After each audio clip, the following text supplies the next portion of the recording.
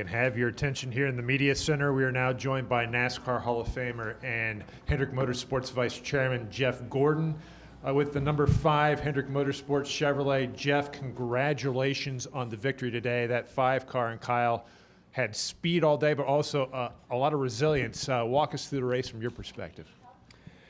Yeah, I don't know where to begin. It certainly looked like, they were the class of the field at one point, and then, it looked like Bell was, and, then Keselowski came in there. I mean, it was a great battle, great race, really. And, I thought it sounded to me like Kyle was loose at the beginning, so I think they made one pretty major adjustment. They lost a little track position there, but it was in an effort to tighten the car up, and it definitely did. It's just they probably lost a little more track position than they would have liked. So just trying to watch them get that back, and the restarts were intense, and then that time when Kyle got loose off of 2, I mean, you could just tell he's working really hard. Sometimes you don't know how hard these guys are working, how on edge these cars are, until something like that happens and reminds you just how hard they're pushing. But great job to him to keep it out of the wall and keep them in the race. I thought that might be the end of their day, and didn't know what the damage was on the right rear. Usually even that slight damage has an effect on the performance, but it seemed like their car was bounced right back. And then, it was a total team effort because of that last pit stop. I thought that was a great stop to get them out front. Of course, still had to battle it out on those restarts, but it was good. My gosh, what a nail biter on those last few laps. I was sweating that one. You saw Bell really working that outside lane and making some great momentum off the corner, and just didn't seem like there was a whole lot Kyle could do other than just stick to his line, and then they made contact. So wasn't even sure when they were coming to the line if it was going to work out that way, but it did. So it was a great day, and great to capture this win, get them to Phoenix for the championship. That's huge for us at Hendrick. Still more work to do. Got to get the 24 in there. Rough day for Chase on the owners, so we got some work to do there too over the next couple weeks. Yeah, we'll open the floor for questions. We're going to start here with Jeff, and we'll go to Justin. I tried to answer as many of your questions right there in my opening statement. No kidding. You tell me. I saw they were up, and they looked strong to start, and then what happened? I don't know. Listen, there may be some Cleveland Brown fans in here, so I'm not going to disrespect anybody.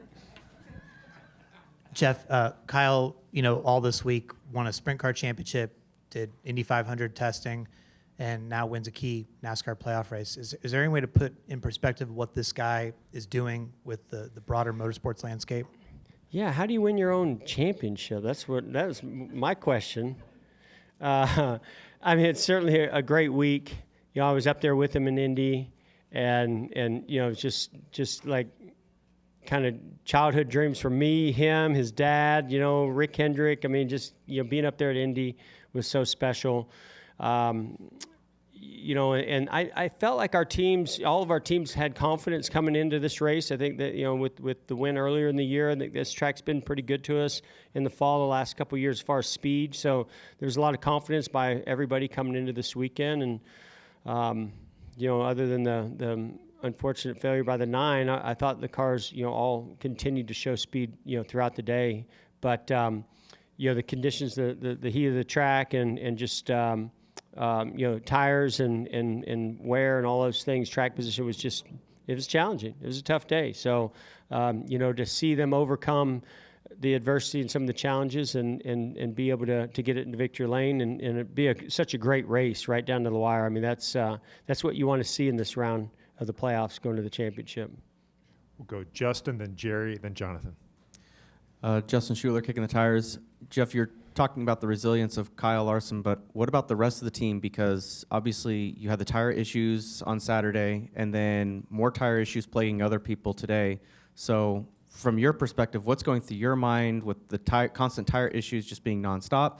And then especially in that third stage, the runs are longer. So is that starting to be a concern, seeing Bell close in and having that slight concern? Is it going to push too hard and have a tire issue there and have that be detrimental? Yeah, I think our guys, from everything I was talking to them about, they were pretty conservative, I thought, today. And Goodyear kept giving reports back to them that all of our tires that they were looking at, I don't know if they were cutting tires apart, looking at the inside shoulder, but they kept coming back saying they look good. So, you know, I don't think that was too much of a worry, but of course, you'd never know. You might get one tire that just reacts a little bit different, or maybe they push really hard, you know, on a restart. I felt like after the first run, the first run was the one that seemed to make everybody the most nervous because the speeds were fast, and Larson was out front and, you know, pushing it. So I was a little bit nervous about that. But there at the end, felt pretty good about it. But you never know. You know, it just I've learned, not just being a driver, but especially in this position when I have no control over it,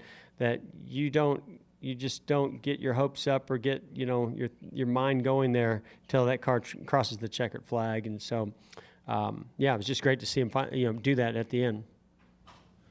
Jerry Jordan, kickingthetires.net. I'm going to make it a little controversial here. So how good is Kyle Larson, and is he a better driver than you are? Yes. I'm glad I didn't have to race. I got my butt kicked by one guy at Hendrick Motorsports as my teammate. I didn't need to have two of them. So, you know, I mean, you take a guy like Kyle and his capabilities and his talent, and he's impressed me with his work ethic too. You know, I wasn't sure how he approached the Cup Series and especially with Cliff and all the data and all the homework that Cliff gives him, you know, and the meetings that they have. Cliff's an intense guy and he brings a lot to the table, so that's a lot of information that you have to absorb. But he's stepped up to the plate and has done everything that the organization could possibly ask out of him and then some. And it's been a great, you know, relationship. And you know, this year it's just all about getting the car and the team and everything to align. They've kind of been up and down, you know, this year. Made some mistakes earlier in the year, but it seems like in the playoffs, you know, I feel like, they've just been bringing fast race cars and stepping up to the plate. I mean, Texas was tough, right, because he was in such a good place, and you know, that battle, he and Bubba, and the result of that. And then, you know, what happened in the Roval, you're like, oh gosh, is this going to be a repeat of the year before? But, you know, I knew when they got through the Roval, this round was going to be extremely good for them. They run good, really at all three of these tracks, but especially this one in Homestead. We're going to go to the Jonathan, then the Zach, then the Jim, then the Cole. Jonathan Field, the racing experts, ESPN Radio Albuquerque. You know, looking through the years being at Hendrick Motorsports, internally, what do you believe Kyle Larson has, you know, brought to the team that, I guess, makes it different from previous years? Well, I think, you know, anybody that's bringing a high level of you know, talent and aggressiveness and speed to match up with the people that are building the cars and the people that, you know, it's about having confidence in one another. And you know, I'll remember the first time I met with Cliff Daniels and told him, you know, who we were looking to be his new driver, and you saw, you know, he lit up. He was excited about that, and so there's certain drivers that bring that. Not a lot of them, but the ones that do instantly elevate up the team. And then, like I said, but you got to follow that up with, you got to work hard at it too. And he's doing both of those things. So it's a good combination. Zach Sterniolo, NASCAR.com. Jeff, you mentioned earlier how huge this is to get Kyle to the championship four locked in today. Exactly how pivotal is it? What Hendrick Motorsports obviously strives to bring championship caliber equipment to the racetrack every week, but what does this allow Cliff and the entire number 5 team to do that's different without the stress of worrying about Homestead or Martinsville? Yeah, I mean, it's different now with, you know, this car versus the old car. The old car, right, we always say, ooh, you know, now you can start thinking about ways you can twist and turn it and, you know, make it a superior car when you go to Phoenix. But this car is way different than that. So certainly it allows them to take some stress off, but focus really on the areas that they just need to focus on to keep the speed coming in the race cars. I know Cliff and this team and Kyle, they're going to want to go to Homestead and dominate there and try to win there, and go to Martinsville and do the same. You know, these are not guys that are just going to sit back. I think they're also going to be great team players. The way that our teams are communicating and working together this year, and just it's been progressing over several years, but it's the best I've ever seen it right now. And you know, that's what it takes, in my opinion, to go win a championship in Phoenix is a total team effort, total organization effort. And now that they're locked in, it'll be interesting to see how they work with one another to try to get William, do everything we can to get William in there, and then try to go battle it out among them in Phoenix. Go next to Jim. Jim Utter, motorsport.com. Jeff, I was Where are just you, wondering- Jim? All right, right here. Oh, there you are. Sorry. You look on paper, and Kyle wins both stages, and he leads the most laps, but nothing, it seems, with Kyle comes easy on the track. He does especially tend to want to when you do hit that the from wall time to and time. nearly That's- spin out once or twice.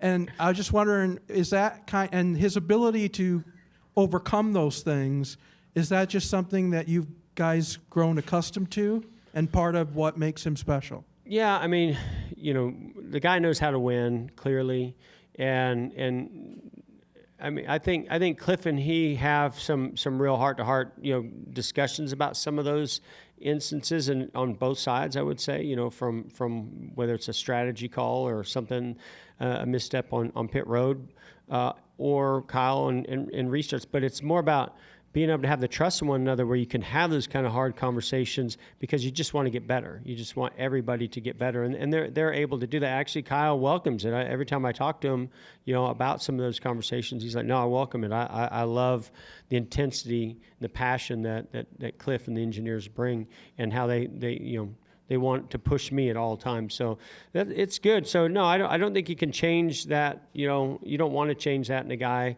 like Kyle. If it's a new up-and-coming younger driver, and you feel like those are conversations that need to be had, then yeah, you have them. But I've never had to have that one with Kyle. Okay, we're going to wrap here with Jeff with Cole.